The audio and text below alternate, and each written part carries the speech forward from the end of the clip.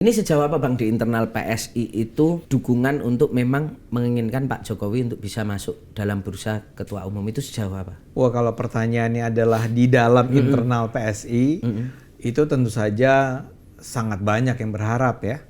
Karena pada dasarnya PSI ini orang-orangnya betul-betul seperti saya. Mungkin saya lebih lah ya. Lebih apa nih? Pecinta Jokowi. Oke. Ya hidup mati buat Jokowi. Nah bayangkan kalau ternyata Pak Jokowi memilih untuk masuk PSI, itu sih udah kayak anugerah terbesar lah yang bisa diperoleh oleh PSI. Karena apa ya, alam berpikir udah ketemu, saya mau nanya tafsir Bang Ade terkait Pak Jokowi menyatakan masih mengkalkulasi ini.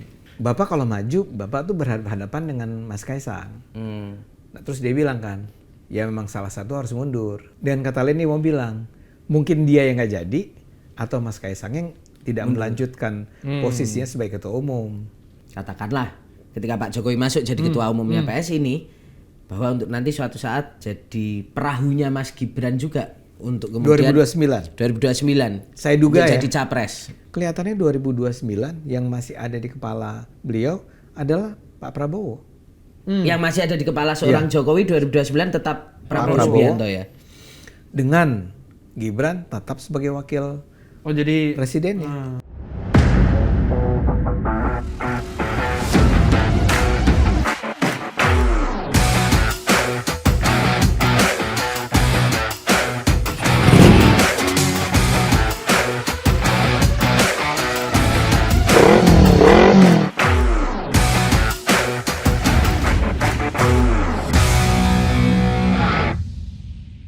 Sahabat Kompas.com, bertemu lagi bersama saya Tatang Gurito. saya Vittorio Di acara Classmate Kompas.com, Gaspol, ngobrol gas pasti. Nampol.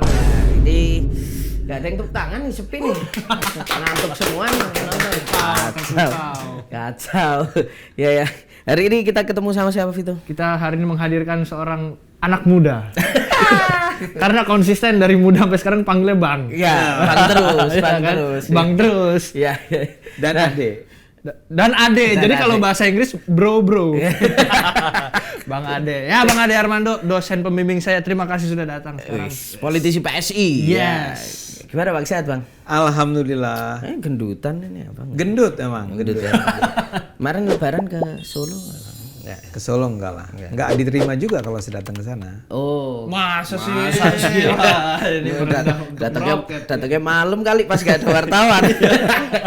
Saya beli tiketnya aja nggak mampu ke sana. Waduh, Abang ini terlalu merendah. Kalau naik kereta mungkin bisa. Bisa. Kalau Tapi kelamaan ya. Iya, kelamaan. Berarti ketemunya pas Pak Jokowi ke Jakarta dong. Ada yang nyamperin nih ya. Gimana deh gitu ya. Bukan dia yang nelpon. Oke, Bade, kita mau membahas soal Pak Jokowi lah, Yes, Bang. okay. Ini lagi rame beberapa waktu belakangan ini kan soal kemungkinan orang menerka-nerka Pak Jokowi akan masuk ke partai politik setelah beliau dipecat lah, lepas dari PDIP. Oh, iya. Nah, Bang, kemarin Kata banyak dipecat muncul tuh gak enak ya. Katanya jadi hati-hati Iya. Jadi hati-hati, tapi Dipecat. pecat. Tapi gimana lagi? Nggak ada pilihan lain, betul. Iya. Nah, Pak, kemarin itu kan sempat disampaikan bahwa PSI terbuka. Lagi mencari nanti di Juli ya, Bang. Ada kongres ya? Kongresnya dan ada pemilihannya di situ. Ada pemilihannya di situ dan tapi sekarang udah mulai pengajuan nama-nama calon. nah, pendaftaran. Nah, ini sejauh apa Bang di internal PSI itu dukungan untuk memang menginginkan Pak Jokowi untuk bisa masuk dalam bursa ketua umum itu sejauh apa? Wah, kalau pertanyaannya adalah di dalam internal PSI, itu tentu saja sangat banyak yang berharap ya. Karena pada dasarnya PSI ini orang-orangnya betul-betul seperti saya. Mungkin saya lebih lah ya. Lebih apa nih? Pecinta Jokowi. Oke. Ya hidup mati buat Jokowi. Jokowi die hard ya. Jokowi ismi Daihat, kan ya. mereka. Yang tadi saya koreksi, enggak hidup mati dong. Kalau mati untuk Allah ya. Oke.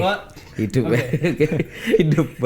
Jadi selama Jokowi adalah Jokowi yang kita kenal selama ini, kita menganggap dia adalah pemimpin terbaik yang pernah ada di Indonesia, presiden terbaik, dan kita memang sangat mendengarkan apa yang dikatakannya ya. Dia bisa disebut sebagai mentor lah buat PSI ini ya.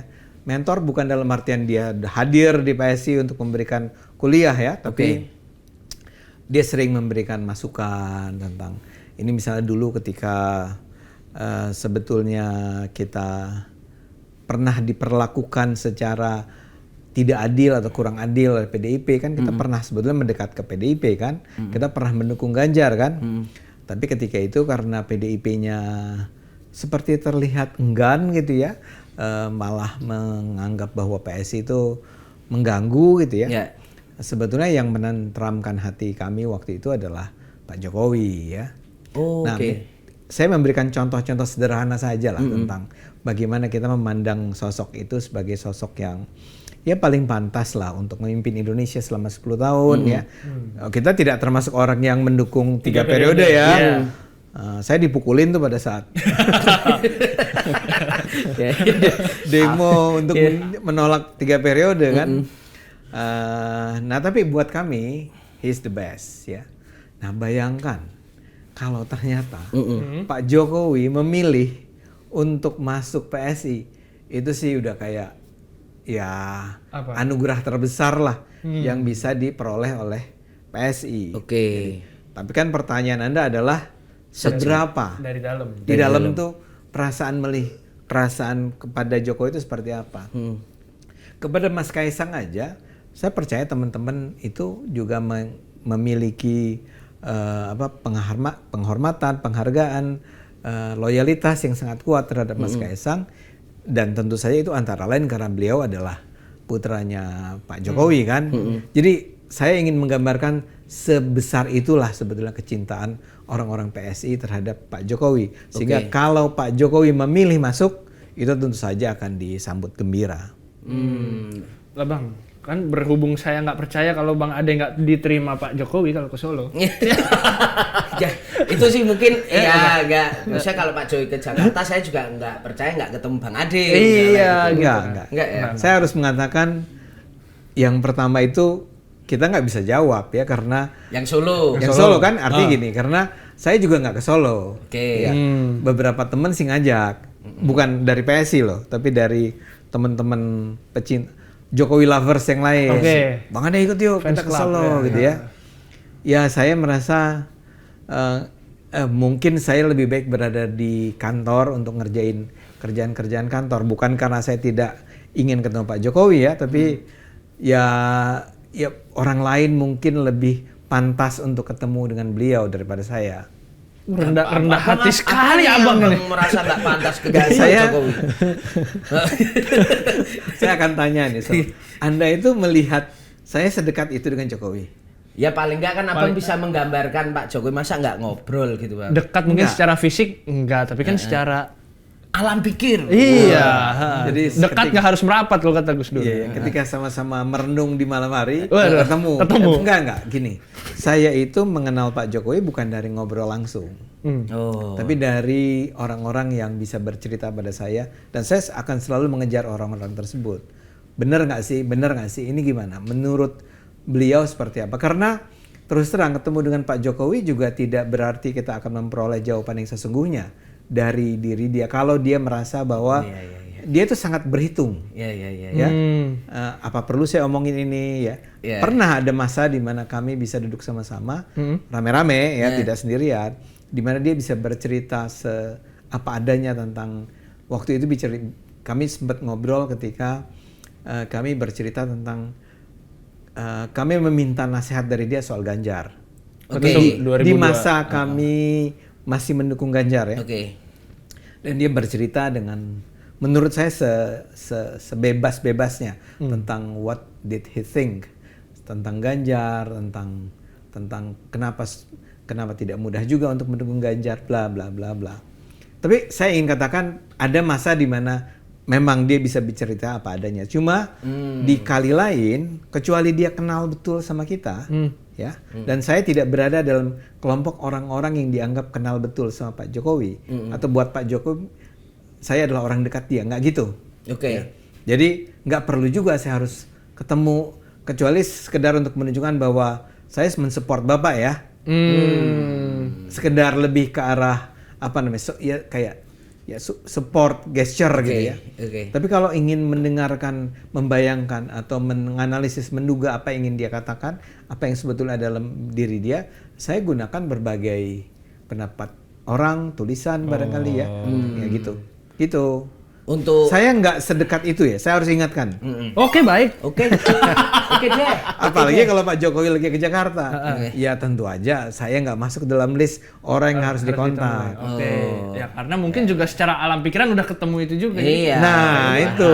Nah, karena apa ya, alam berpikir udah ketemu, saya mau nanya tafsirnya Bang Ade. Ya. Ya. Tentang Terkait Pak Jokowi menyatakan masih mengkalkulasi ini. Kalau pas Ya, ditanya, kan kemarin ditanya nggak nolak, Ya. tapi nggak masih nolak tapi nggak dikalkulasi. mengiyakan juga. Ya. Itu jadi kalau Bang Ade menafsirkan alam pikiran Pak Jokowi, apa Jadi yang gini. sekarang lagi Iya. dikalkulasi, Bang? Kalau menurut saya itu jujur. Jujur. Itu jujur. Bahkan harus baca kalimatnya lebih lengkap dong. Fit. Oke, Ya. iya. Di bawah itu kan juga ada soal Bapak kalau maju, Bapak tuh berhadapan dengan Mas Kaisang. Nah, terus dia bilang kan, ya memang salah satu harus mundur. Dan kata Leni mau bilang, mungkin dia yang nggak jadi, atau Mas Kaisang yang tidak melanjutkan posisinya sebagai ketua umum. Oke. Itu yang seringkali juga orang lupakan. Kalau Pak Jokowi menjadi calon ketua umum dalam pertarungan bulan Juli ini, ya masa lawannya Kaisang? Bapak lawan anak masa gitu ya? Masa kan? Nggak mungkin kan? Jadi kalau soal kalkulasi, pertama ya, menurut saya memang saat ini beliau belum memutuskan. Ya. Jadi kan gini, dia itu udah menyampaikan ini sejak kalau nggak salah tuh akhir-akhir tahun lalu lah. Gagasan tentang partai terbuka, Super terbuka itu. super TBK. terbuka, super Ya, TBK bahkan. Dia pintar juga clickbait ya. Lumayan. Itu apa sih Bang maksudnya Super TBK itu kalau Ya super aja. interpretasi Bang Ade apa maksudnya? Artinya mungkin ini ya partai yang tidak berdasarkan garis keturunan dari ketua umumnya mungkin ya family Tapi kan gitu kalau ya. dari Kaisang ke Jokowi, Ya makanya, tapi kan Iya. at Ke least bapaknya ya. Bapaknya. bapaknya. Enggak. Tapi kan Enggak. prosesnya voting, Bre. Iya. kayak musra ya. Mesra. Jadi apa namanya? Saya rasa ya, atau saya percaya lah paling tidak dari obrolan-obrolan selama ini, Pak Jokowi ini kan memang orang yang kita lihat di latar belakang dia ya. Dia itu kan aslinya bukan politisi. Dia adalah pengusaha kan. Ya. Pengusaha yang saya rasa sangat percaya pada apa yang kita kenal sebagai misalnya merit system ya.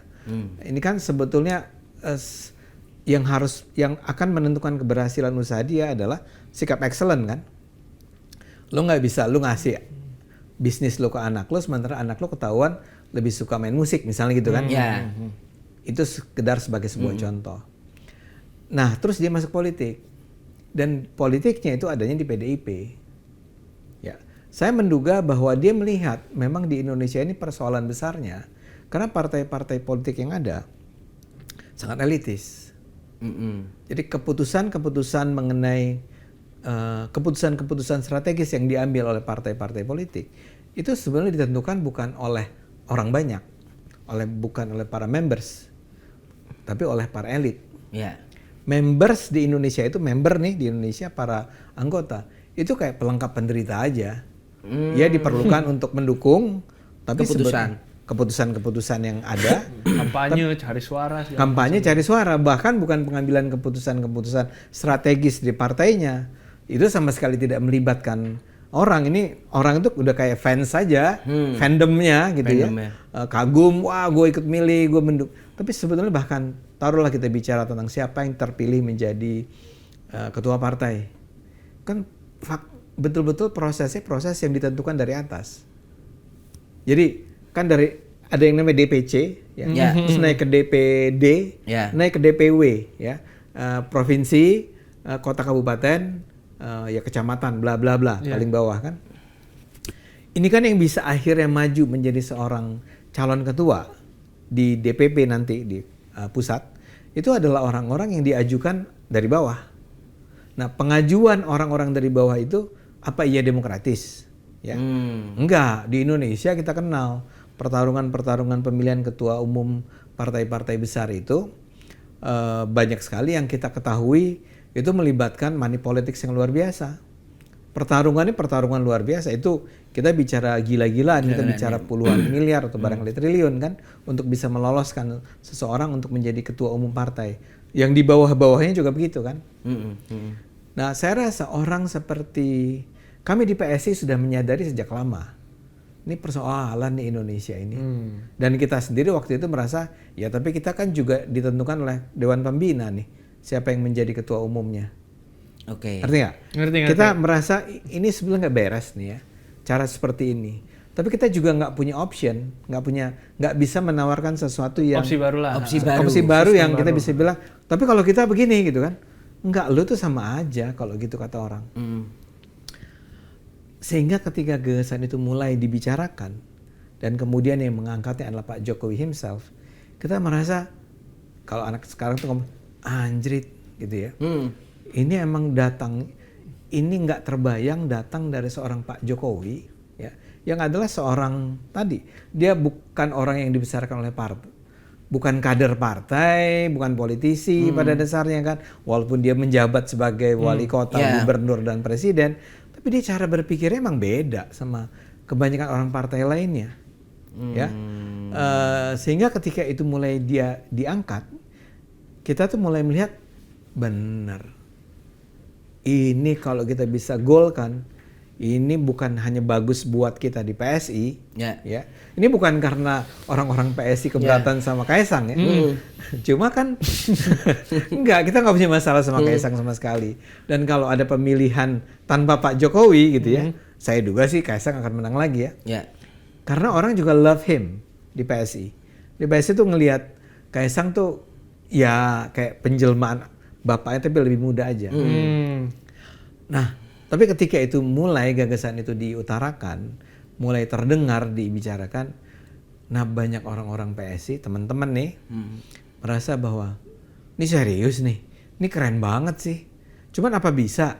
Kan selalu ada gitu tuh ya. Apa bisa? Apa mungkin? Apa mungkin? Ya. Dan apakah betul-betul ini akan dijalankan dengan semurni mungkin? Walaupun saya ini karena saya orang PSI tentu saja akan mengatakan kalau di PSI itu kita sejauh ini yang saya lihat teman-teman tuh relatif bisa dibilang bisa dipercaya lah, trust saya punya trust sama mereka ya, bersih gitu nggak, misalnya sebagai contoh ya yang milih paling dari bawah walaupun ini datang dari bawah tapi gimana kalau orang bayar gitu kan, kan bisa aja gitu, ya bisa gitu, kalau bisa sih bisa, artinya ya selalu ada risiko semacam itu.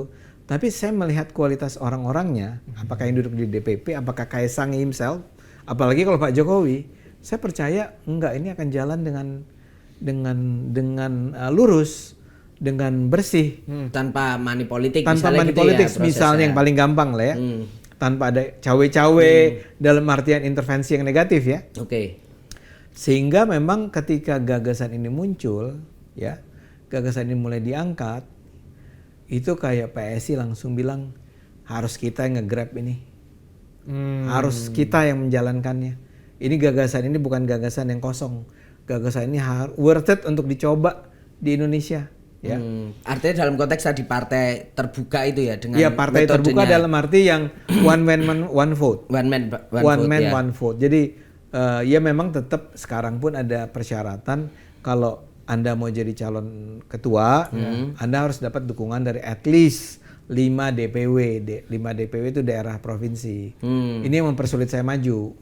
Karena saya udah bilang saya mau maju. Dicari-cari 5 DPW nggak ada yang mau. Tapi kalau abang compete sama Pak Jokowi yang menang siapa bang? Iya Pak Jokowi lah. Ngapain maju bang? Ya kita coba dong. Ya coba. Ketua PSI. Tapi DPW-nya aja nggak ada yang mau. Di telepon misalnya ini bohong, jadi nggak usah diterusin. Nah Bang, tapi gimana menjawab tadi ketika abang misalnya bicara soal Pak Jokowi itu mengutamakan merit system. Nah sementara kita lihat di satu sisi PSI ini juga ketua umum mulai dari Kaisang dan kemudian kalau nanti Pak Jokowi maju, ini kan bukan orang PSI awalnya, dia dari luar. Bukan organik. Siapanya nih? Si Kaisang. Maupun Pak Jokowi. Maupun Pak Jokowi. Artinya gimana PSI menjawab ini? Ini kan jadi kayak kadang-kadang publik paradoks juga ente misalnya gitu. Nah itu ketika Pak Jokowi nanti misalnya masuk one man one vote. Tapi kan artinya di situ PSI mengangkat ketua umum yang bahkan PSI juga nggak melakukan merit system. Dan Bang. one man one vote-nya jadi kayak prosedural aja gitu ya. Itu gimana tuh Bang menjawab itu? Ini one man one vote ini kalau Anda kan yang Merit bicara system. kemarin yang selama ini kan ya gini. Tidak berarti bahwa kan gini, kalau Anda sebagai seorang pengusaha ya, kemudian Anda akan menurunkan ingin agar usaha Anda itu dilanjutkan ya. Kan tidak berarti Anda dengan sendirinya dengan otomatis bilang bahwa saya nggak mau anak saya melanjutkan. Saya maunya orang lain selama dia punya achievement yang bagus. Oke. Jadi persoalan itu sama sekali tidak relevan bahwa dia memberikannya kepada anaknya misalnya ya. Begitu juga dengan PSI. Anda harus ingat ya, PSI itu sangat diuntungkan oleh Kaisang. Angka kita itu memang akhirnya cuma 2,87. Tapi kan kenaikan dari semula dari berbagai survei dikatakan PSI itu cuma 1, saya lupa bahkan di tahun 2019 pasti jauh di bawah 2,7 kan. Cukup melejit kan yang ini kemarin. Kehadiran Kaisang di sana adalah sebuah added value buat PSI, harus diakui. Saya harus akui bahwa kehadiran Kaisang waktu itu membuat anak-anak PSI bersemangat dan bangga menyebut dirinya, kami PSI, bos kami Kaisang, anaknya Jokowi, ya itu satu ya. Mesinnya jadi hidup tuh di bawah. Mesinnya tuh. jadi hidup, Ya. walaupun ternyata nggak hidup-hidup apa. Walaupun belum tembus Senayan lah ya. Artinya belum tembus Senayan. Trust the process toh. Apa? Trust the process. Trust the process. Kan Kan masuknya juga mepet-mepet sih. Iya, nggak betul. Kaisang juga datangnya mepet-mepet. Saya juga cuma setahun terakhir. Suara gue lumayan, Fit. Gua tahu kan aku yang itu Oh, rekap. Iya, tahu ya. Iya. Benar jadi kan? Kalau PSI tembus 4% masuk DPR kan ente Bang? DPR. Iya. Untuk ayo penontonnya maaf ya ini dia. Oke, terus Bang. Nah, jadi kembali ke pertanyaan tadi ya. Kan kehadiran Kaisang nggak bisa dibaca semata-mata karena dia adalah anak Jokowi dan kita memilih dia karena dia anak Jokowi. Nggak bisa dibaca gitu doang ya? Ya enggak, karena buktinya menunjukkan bahwa kehadiran Kaisang memang punya efek yang luar biasa buat PSI. Artinya kotelnya, populismenya Persis. Dan setelah mengatakan itu, performance Kaisang itu memang buat saya excellent. Ini bukan kayak anak seorang presiden yang dengan manis duduk bikin pernyataan-pernyataan yang ya nggak gimmick, nggak gitu. Nggak, dia betul kerja. Dia betul-betul memberi contoh sebagai seorang ketua umum yang baik ya. Sehingga kita beruntung, pertama kita punya Grace diganti oleh Giring, sekarang terus diganti lagi oleh Kaisang. Jadi saya akan membantah bahwa terangkatnya Kaisang di saat itu atau dipilihnya Kaisang di saat itu bukan karena merit, bukan karena achievement, bukan karena kemampuan paling tidak. Sepenuhnya itu ditentukan karena kita merasa bahwa kita hanya akan bisa survive walaupun kita udah punya Ade Armando gitu ya. Kita udah punya orang kayak Grace Natali, kita udah punya orang kayak Isyana gitu, ada serangkaian nama-nama yang sudah bisa menjual ya. Tapi selama ini nggak ada yang nendangnya, emang agak susah untuk membuat orang menoleh kepada PSI biar gimana pun. Ya. Jadi kehadiran Kaisang dan sebenarnya Kaisang tuh bukan cuman berapa hari, kalau versi kalian tuh kan 3 hari baru 3 hari langsung dia. Enggak, Kaisang tuh udah panjang ceritanya, main sama PSI udah lama ya. Tapi belum KTA kan itu? Belum KTA, iya. Tapi artinya udah ada di kepala kita nih. Cuman PSI itu kan malu-malu gitu. Aduh, masa minta Kaisang sih? Dia kan udah kayak Pak Jokowi, Kaisang tuh jauh di sana gitu. Anda jangan membayangkan hubungan antara PSI dan keluarga Jokowi saat itu adalah kayak telepon-teleponan tadi tuh. Gimana? Pak Jokowi nggak gitu. Mau untuk ketemu Pak Jokowi itu kayak, mau ketemu Jokowi ya? Kita rame-rame dong, siapa aja orang yang berangkat. Jadi masih ada jarak. Masih ada jarak, ya. Nah, ketika akhirnya diputuskan bisa nggak sih Kaisang, dan Kaisangnya tertarik dan Pak Jokowi langsung bilang, ya udahlah, Kaisang maju ke sana, di sana mimpin PSI, partai kecil itu buat kita sih udah luar biasa. Nah, begitu juga saya ingin orang melihat naiknya Gibran itu, diangkatnya Gibran sebagai wapres, jangan dilihat karena dia anak Jokowi sebagai dinasti. Gibran itu adalah faktor yang menaikkan suaranya Pak Prabowo. Iya. Dan dia itu sudah menunjukkan achievement dia selama ini. Performance dia menurut saya mungkin the best wakil presiden yang ada saat dalam sejarah kita nih. Nih, bandingin sama siapa? Misalnya achievement dari sisi apa nih? Saya diem aja.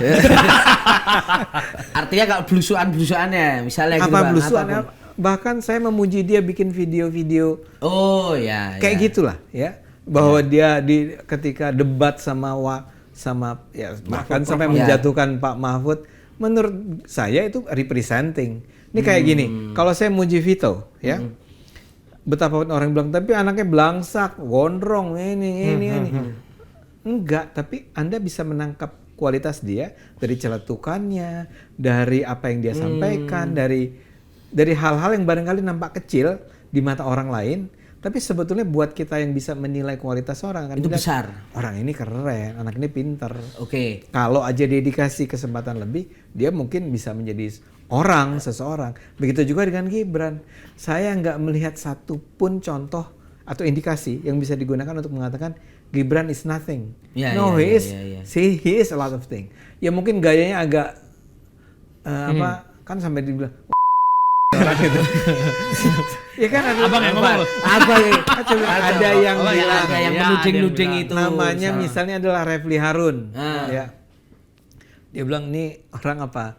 Kalau mau menjatuhkan, memakzulkan Gibran, ada 3 hal dia bilang. Salah satunya dia bilang kayak jadi nggak bilang tapi dia bilang ada orang-orang yang bilang dia cuma buat saya itu nothing. Itu udahlah. Ya itu kan cuman ya mungkin kan emang tampilan depannya ya Bang ya. Nah, tadi kembali saya ingin men-challenge siapapun yang mempertanyakan Gibran sebagai wapres. Kasih contoh. Siapa wapres lainnya? Bukan bahwa dia itu nggak perform. Oke. Di mana contohnya? Dia goblok, dia tolol, dia ngaco segala macam. Mana? Nah, saya yakin nggak ada. Tapi ini sebenarnya kita ngomong ini untuk kembali ke pertanyaan soal Mas Kaisang. Jadi kita sih tetap percaya ya.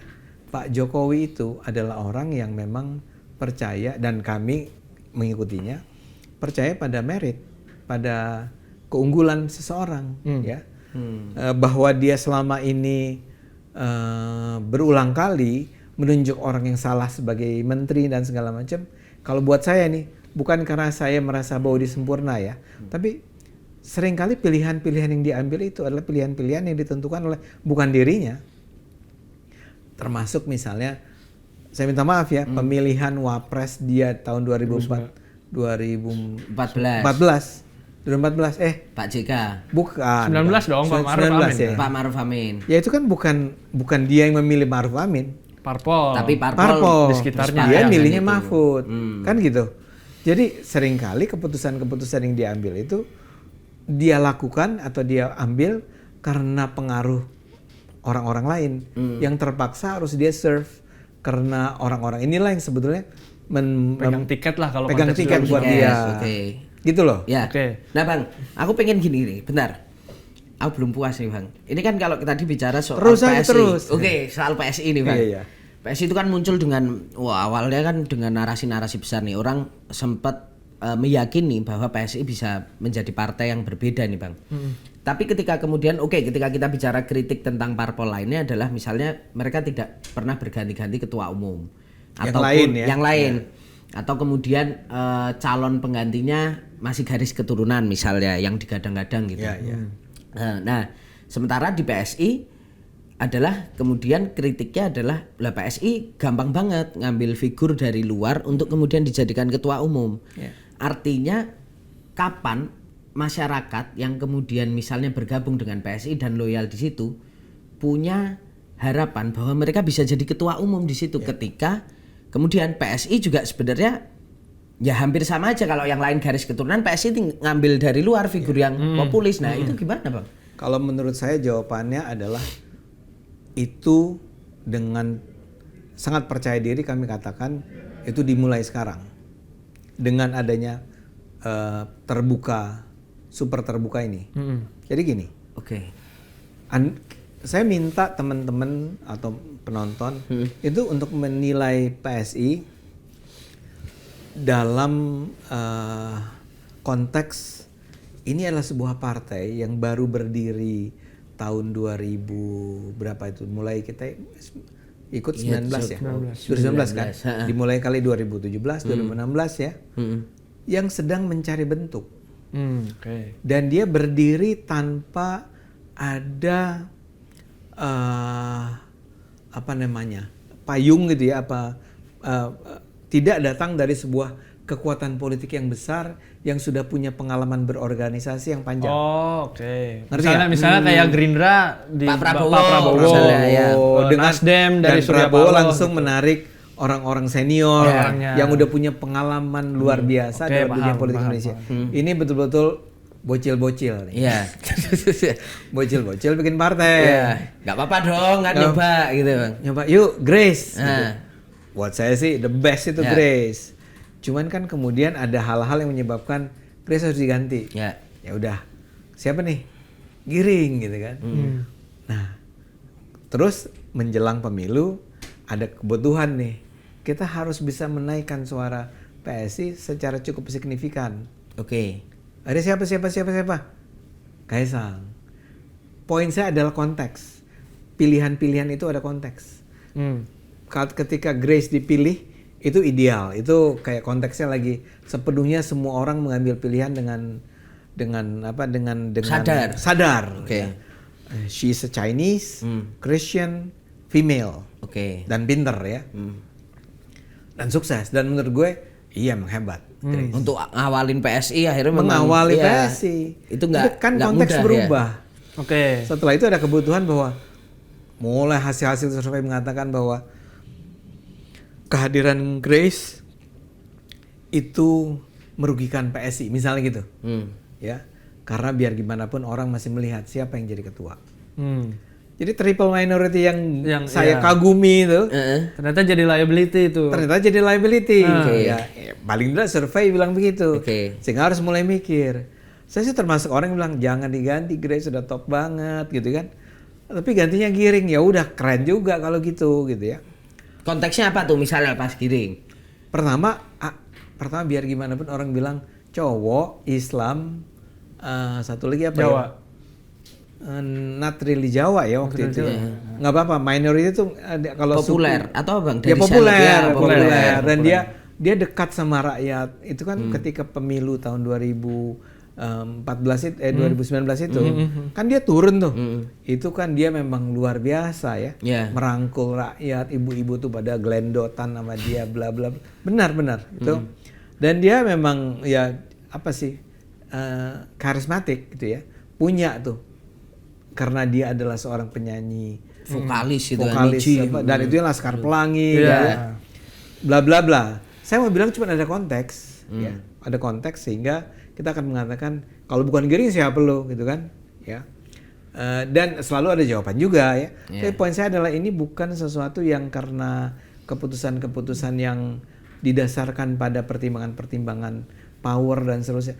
Who is Giring? Come on gitu kan. Oke. Kalau bicara power. Kalau bicara power, kalau Kaisang iyalah ya. Ya. Tapi kalau Giring kan siapa dia gitu kan? Oke, kalau Kaisang berarti ya kita nggak bisa lepas Yang dari tadi, bahwa dia punya power kan. Dia bisa menaikkan suara PSI Oke. antara lain ya karena dia punya power. Nah, sekarang pertanyaannya adalah gini bang, ketika misalnya kita bicara konteks, bahkan ketika Kaisang masuk, PSI suara melejit, tapi gagal masuk ke Senayan. Kata melejit mungkin paling nggak naik lah. Naik lah ya. Secara signifikan Ya, ya. misalnya berapa persen Ini lah ya. terlalu ilmiah bahasanya. Gue juga ditegur pas waktu skripsi. Ini bikin skripsi apa bikin koran? Bahasanya kurang Iya, ilmiah. harus dong. Oke. Harus dong. Melejit. Oke, naiklah bang Ya, suara, ya. tapi gagal masuk Senayan. Ya. Nah, apakah kebutuhan dari dorongan dari internal PSI untuk kemudian menyambut Pak Jokowi itu juga adalah bagian dari 2029, bagian evaluasi 2024 sehingga 2029 Menuju kita 2000. harus masuk nih Konteksnya. nih bicara karena popularitas Pak Jokowi masih Ya. orang masih sekali lihat story-storynya Pak Jokowi anak TK foto bareng keluar itu Ya. masih ngeri loh popularitasnya itu. Ngeri. Apakah bagian dari itu Ya, untuk melihat tentu saja jawabannya adalah iyalah. Oke. Ya, tapi saya mau jujurnya begini. Tanpa Pak Jokowi masuk pun, saya sih termasuk percaya Walaupun katanya parliamentary threshold akan dihilangkan ya. Ya.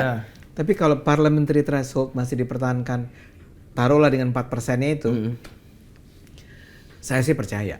Jokowi effect. bukan. Oke. PSI akan lolos. Dengan apa yang dibawa oleh Kaisang sekarang Tanpa Jokowi pun jadi ketua umum. tanpa Jokowi jadi ketua umum, tetap kita akan lolos. Yang dibawa oleh Kaisang ke dalam PSI itu kan adalah orang-orang lama. Tadi kan bedanya gini nih. Kalau di awal tadi tuh 2017-2016 ketika berdiri bocil dan betul-betul bocil yang Ijo lah, masih ijo gitu. ijonya tuh gini, Fit, bukan orang yang tadinya datang dari ketua BEM apa gitu, ngerti Iya, nggak? iya, Gitu loh. benar. Bukan dari HMI, GMNI nggak gitu. Atau ormaik gitu. Ya nggak ada ya. Ya gue jadinya rada lumayan gitu ya. Karena pernah jadi AKPI, pernah gitu kan. Kalau yang lain kan namanya juga bocil. Iya. 30-an tahun gitu. Ya betul-betul nggak pernah juga mengorganisir massa bla bla bla. Oke. Yang sekarang masuk itu banyak orang-orang yang seperti itu yang udah datangnya dari Udah punya CV lah soal itu. udah punya CV. Saya datang dari apa organisasi ini. Matang lah berorganisasi. Udah lebih matang lah. Dan ini si Bro Kaisang ini kan kita nyebutnya Bro ya. Itu emang udah ini pasukan akan berjalan dalam 5 tahun ke depan. Jangan tunggu 2028. Dari sekarang kita udah bukan bergerak ya, tapi udah mengkonsolidasi diri, naikin popularitas, bla bla bla.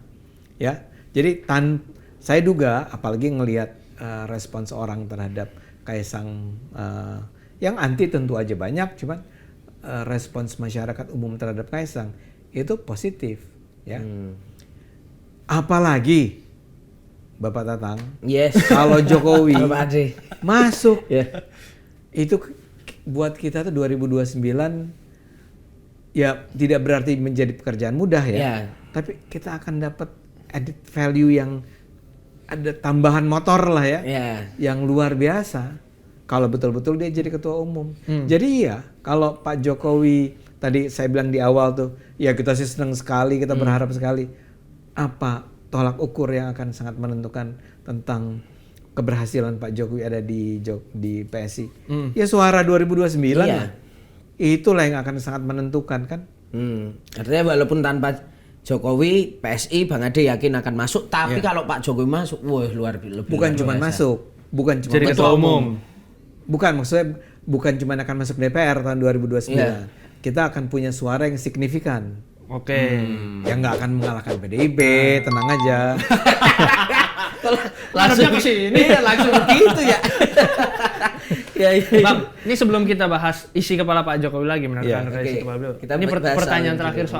soal PSI dan paradoks soal merit sistemnya itu. Ketika misalnya Pak Jokowi nanti masuk jadi ketua umum, merit sistemnya di mana Bang tapi Bang kalau kayak gitu Bang? Ya itu tadi kan. Enggak, saya gini. kan. Yang tadi sebelum Belum puas. Ini misalnya gini. Anda pernah dengar isu tentang Raja Juli Antoni? Yang apa tuh, Isu Bang? apa tuh? Yang dia memasukkan Oh ya. Oke, Anak-anak PSI ke apa tuh? namanya aja, saya udah Satgas lupa. lah. Lupa namanya. Yaitu ada Satgas sebuah di Kementerian Lingkungan Hidup. ya satgasnya lah ya, yang sebenarnya bukan dibiayai oleh negara, dibiayai oleh Norwegia kalau nggak salah. Dia masukin sekitar 5 orang ya kalau nggak salah, yang dari PSI. Saya akan orang kan cuma ngomongin, nah sama aja nih teman-teman. Kolusi nih kawan-kawan Kolusi juga. segala ya. Pertama saya akan bilang, lu cek semua kementerian yang lain yang dipegang oleh menteri Oke, dari partai tertentu. Lu lihat aja yang duduk di sana siapa aja. Tony nggak gitu. Tapi untuk Satgas ini nih, kita sebut aja Satgas ya. Iya, karena lupa. Karena lupa. Iya. Maaf ya. Ada namanya itu. Iya. Nah, yang dia masuk, yang dia ajak. Anda cek CV dia deh. Track recordnya orang-orang itu. Orang-orang keren, Fit. Oke. Kalau Anda datang ke rapat-rapat yang PSI yang dimana orang-orang ketua DPP itu pada datang, Anda tuh nggak akan membayangkan itu adalah sebuah pertemuan partai. Kayak lebih ke kayak startup mungkin ya Bang, atau agensi gitu ya rapatnya gitu. Enggak, saya akan lebih bilang seperti LSM. Oh iya, saya Cara berpikirnya itu cara berpikir gimana kita menangin demokrasi. Itu ancaman terhadap demokrasi ini kayak gitu loh. Oh, Dan orang-orang tuh ngomong dengan sangat terbuka walaupun memang ada kalau pada pertemuan-pertemuan tertentu orang milih untuk tidak terlalu banyak bicara ya. Tapi kalau pertemuan-pertemuan dari Discussnya itu bahkan orang yang sudah duduk tadi di orangnya Pak Tony, ada yang di PCO-nya Hasan Nasbi, ada yang jadi di Kementerian Kependudukan, atau ada Giring di ininya Fadlizon gitu ya. Kebudayaan. Kalau ngobrol tuh ngobrolnya LSM menurutku ya. Oke. Kualitasnya kualitas LSM. Jadi yang ya biar gimana pun saya itu orang PSI ya, ya. Tapi saya bukan orang PSI yang ditaruh di dalam struktur, ya. Sehingga to some extent saya adalah orang yang ada di dalam tapi di luar. Tapi saya tuh sangat bangga loh sama PSI. Ini anak-anaknya emang pintar-pintar. Ya. Yang saya harapkan itu bisa dijaga terus. Ya, makanya saya sih berharap yang kalau ada pemilihan dan memang Pak Jokowi memang harusnya dialah jadi ketua atau Mas Kaisang tetap. Karena ini adalah orang-orang yang memang DNA-nya pro demokrasi. Oke. Saya tidak berlebihan saya rasa. But they are. Mereka betul-betul percaya sama demokrasi, pada keadilan sosial, pada ya. Nah, jadi kalau sekarang misalnya orang mempertanyakan PSI, saya cuma bilang, lu cek dalam deh, lihat orang-orangnya deh, atau nggak usah ke dalam, lihat performance orang-orang itu di kementeriannya masing-masing. Ini yang kayak tadi yang saya bilang di Satgas itu ada pengusaha yang dari startup, itu ada siapa namanya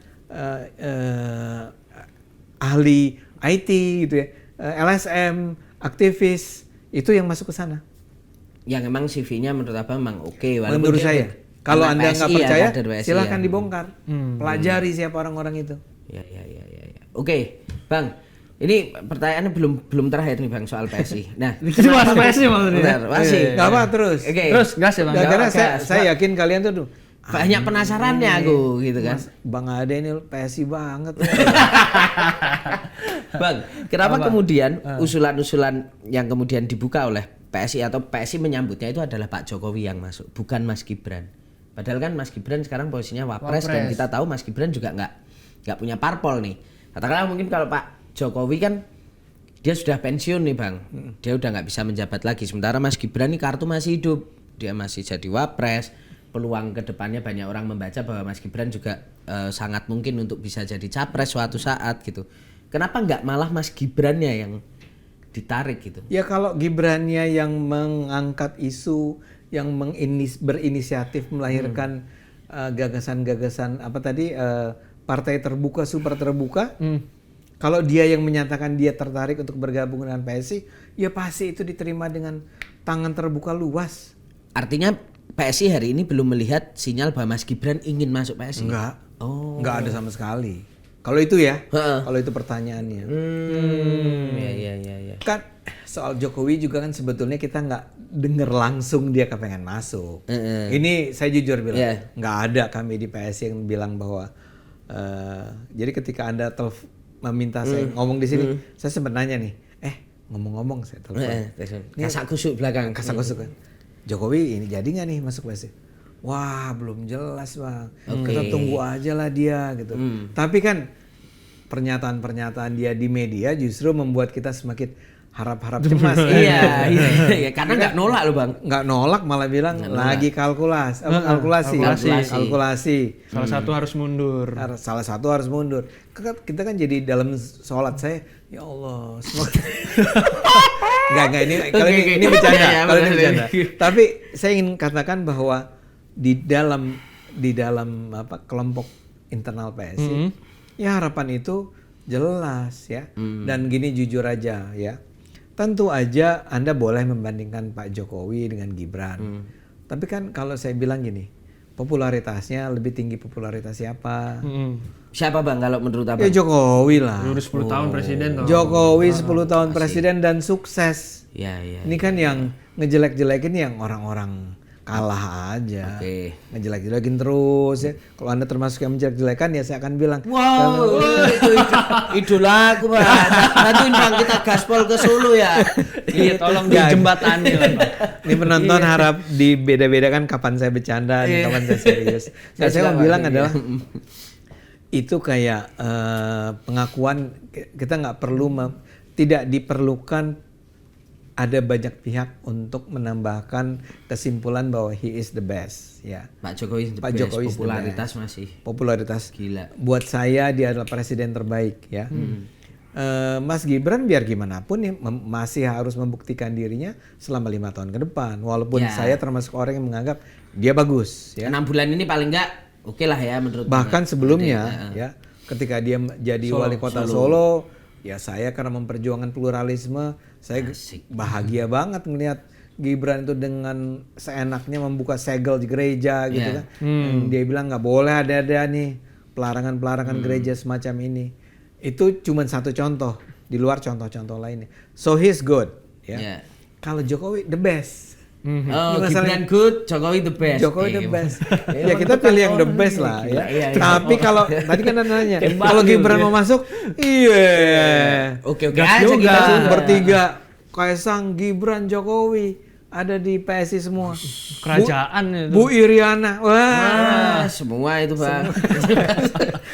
Tapi berarti memang kartunya masih lebih hidup dalam bursa Pak ketum Jokowi. PSI lebih terbuka Pak Jokowi justru. Iya. Walaupun sebenarnya secara karir politik Mas Gibran yang kayaknya Ke lebih depan. punya kepentingan Lebih sekarang panjang, gitu. Nah, ya. pertanyaanku gini Bang, kenapa justru Ini terakhir lagi nih. Iya. Ah. Nah, sebelum kita masuk ke topik selanjutnya. Iya, ya. kenapa Pak Jokowi justru terlihat lebih berkepentingan untuk gabung partai ketimbang anaknya yang sekarang karir politiknya masih panjang. Pak Jokowi kan bisa dibilang karir politiknya udah selesai. Kenapa Iya, justru? kenapa tuh Bang? Gini. Itu kan kesimpulan Anda bahwa dia tertarik untuk Memang. bergabung. Memang. Kan orang ngojok-ngojok nih. Iya, iya. Pak Jokowi gimana ya? Ya saya pikir-pikir dulu lah, kalkulasi dulu gitu kan misalnya. Walau saya merasa bahwa ya gara-gara itu dia juga mulai berpikir kan. Atau mulai berpikir atau dari dulu udah berpikir saya nggak tahu ya. Tapi kan gini, kalau buat saya nih lagi-lagi penonton saya minta maaf, ini emang ada bias saya sebagai pecinta Jokowi. Oke. Yang Jokowi harapkan tuh adalah yang terbaik buat Indonesia lah. Maksud saya gini, kembali ke jawaban saya awal tadi, ini adalah orang yang sudah belajar tentang betapa buruknya partai politik di Indonesia. Saya minta maaf ya, mungkin Pak Jokowi tidak memang menganggap begitu, tapi paling tidak saya menganggap begitu. Dan saya rasa orang yang jujur atau bersikap lurus gitu ya, itu akan melihat emang susah partai politik di Indonesia ini. Harus ada sesuatu yang game changernya. Itu istilah yang saya rasa paling tepat. Game changernya. Game changer itu apa? Ya. Oke. Menurut saya adalah sebuah partai. Karena kita bicara tentang kepartaian kan. Iya. Ketika saya mengatakan tadi buruk tuh antara lain karena sistem kepartaian kita, Anda nggak bisa berharap lagi sama sistem kepartaian yang ada sekarang ini. Anda boleh puji apapun dengan PDIP, tapi ketuanya adalah orang yang memimpin partai itu selama mungkin hampir 30 tahun 30 kan. tahun ya. Ya. Ya biar gimana pun Gerindra juga ya Pak Prabowo juga. terus. SBY biar bagaimanapun kita tahu sebetulnya pemimpin chiefnya itu di sana adalah Pak SBY. SBY. iya. Misalnya Walaupun gitu. sekarang sudah Mas AHY misalnya gitu ya. Iya namanya si AHY. Ya. Tapi kita tahu lah orang nomor satunya itu adalah si siapa namanya SBY ya. Dan ini semua terjadi karena antara lain ya karena tidak ada demokratisasi di dalam partai. Game changernya adalah ada sebuah partai yang berani bilang kita berubah. Kita akan menggunakan sebuah pendekatan yang sama sekali baru. Yang belum pernah Anda lakukan tapi di banyak negara sudah dilakukan. Dan kayaknya Pak Jokowi berpikir itu. Saya duga ya. Ya bayangkan orang bisa menyebut lihat partai buruh di Inggris. Ya. Mereka juga melakukan hal yang serupa dan mereka sekarang berkuasa di Inggris, menang mereka di Inggris. Jadi nggak bisa dibilang ya itu kan baru eksperimen ya. 5 Star Movement yang di Italia itu cuma eksperimen. Enggak, Partai buruh tuh partai terbesar sekarang melakukan itu. Jadi kenapa kita nggak mulai di Indonesia? Cuman menunggu partai-partai lain untuk menerapkan hal serupa hampir nggak mungkin. Sulit ya. Harus ada, kalau PSI namanya juga partai bocil. Partai bocil bikin kesalahan, gitu ya. Ya nggak apa-apa, namanya juga belajar anak muda gitu kan. Tapi saya bahkan percaya itu ini bisa. Dan ini bisa dan sangat bisa melahirkan sebuah partai yang baru yang dipimpin oleh misalnya Pak Jokowi atau Mas Kaisang. Oke. Nah, apakah secara praktisnya ini juga bisa dibaca sebagai langkah atau strategi awal Pak Jokowi untuk kemudian nanti di 2029 katakanlah ketika Pak Jokowi masuk jadi ketua umumnya PSI ini, bahwa untuk nanti suatu saat jadi perahunya Mas Gibran juga untuk kemudian 2029 saya duga jadi capres. Saya duga ya, paling tidak dari kalau ini dengan obrolan selama ini kelihatannya 2029 yang masih ada di kepala beliau adalah Pak Prabowo. Yang masih ada di kepala seorang Jokowi 2029 tetap Prabowo Subianto ya. Dengan Gibran tetap sebagai wakil jadi presidennya. Tidak ada perubahan. Ini apa nih Bang? Yang investmentnya 2034 berarti. 2000. Persis. Nah, orang kan memandangnya sebagai dinasti. Saya akan mengatakan nggak keberlanjutan ini. Asik. Keberlanjutan. Jangan ganti-ganti lagi. Keberlanjutan bukan dinasti ya? Bukan dinasti. Bahwa itu adalah keluarga. Ya kalau keluarganya pintar-pintar semua, mau diapain? Kalau sukses nih PSI nih, kan harapannya sukses kan? Kalau sukses orang kan melihat kan?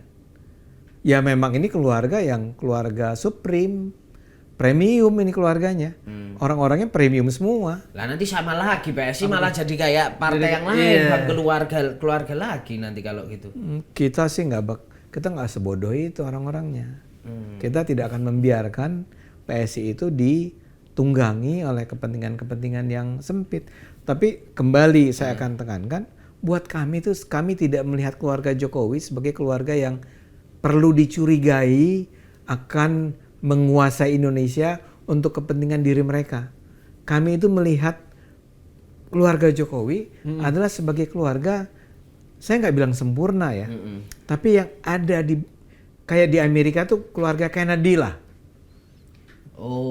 Anda lihat keluarga Kennedy itu sekeluarga, akhirnya mati gitu ya. Tapi itu kan seperti kita bisa melihat DNA-nya itu memang DNA negarawan gitu ya. Patriot, pro demokrasi, pro keadilan, bla bla bla.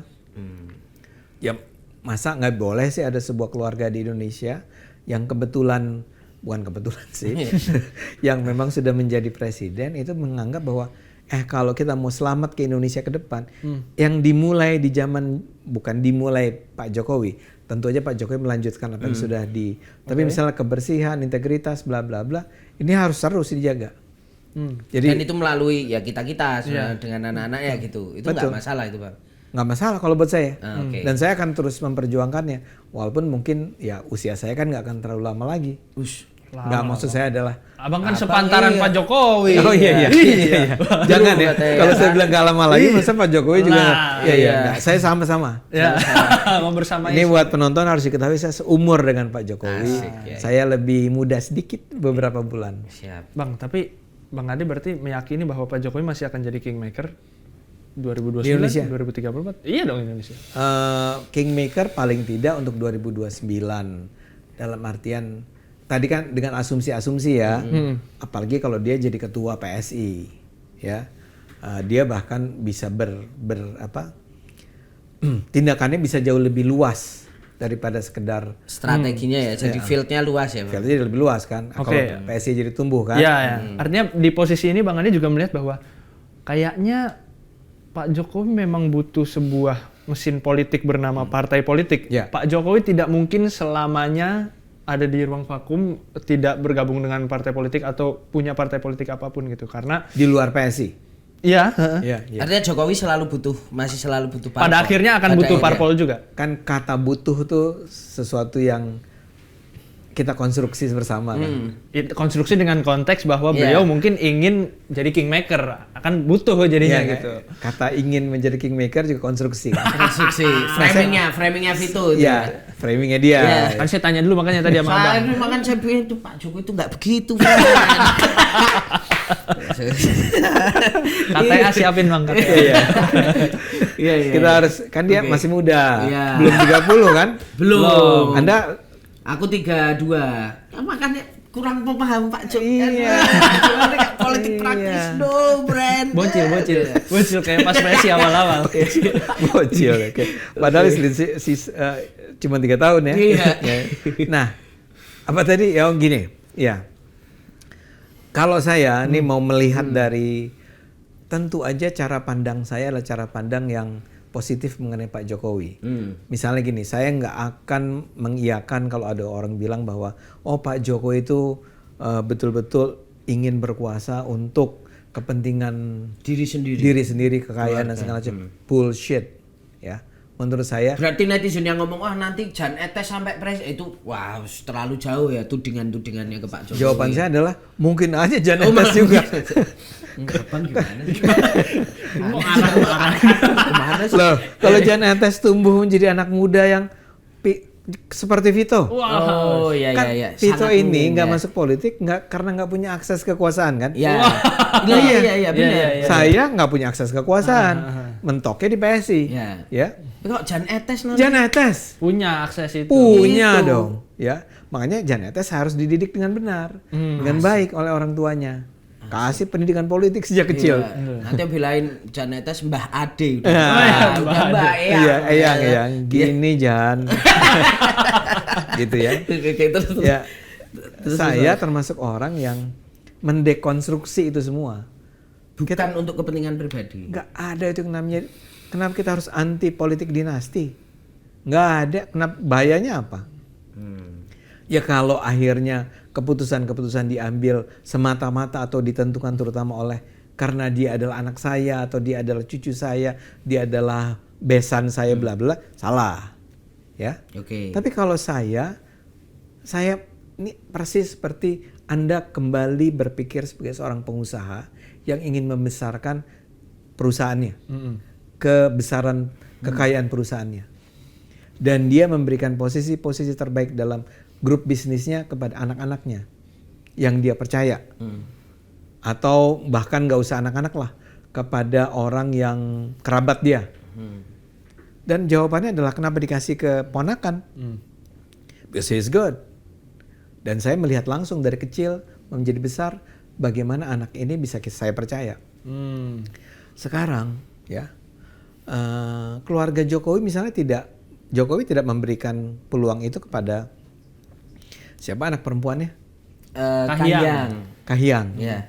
Mungkin bukan karena Kahiyangnya bodoh atau apapun, karena Kahiyang memang hatinya bukan di politik. Oh, ya. Gibran dan Kaisang menjadi dekat dengan politik karena oleh ayahnya. Saya dengar cerita dari Kaisang dan Gibran nih. Kaisang lah cerita Kaisang. Memang dibawa ke kantor wali kota, kampanye, gubernur, segala macam. Jadi emang dia sosialisasikan itu. Dia internalisasikan tuh nilai-nilai kepolitikan, tapi mungkin sepanjang di rumah dia bilang, kamu jangan ya niru si paman camat itu yang Misalnya ini yang maling tadi ini, segala ya. macam gitu. Saya duga ya.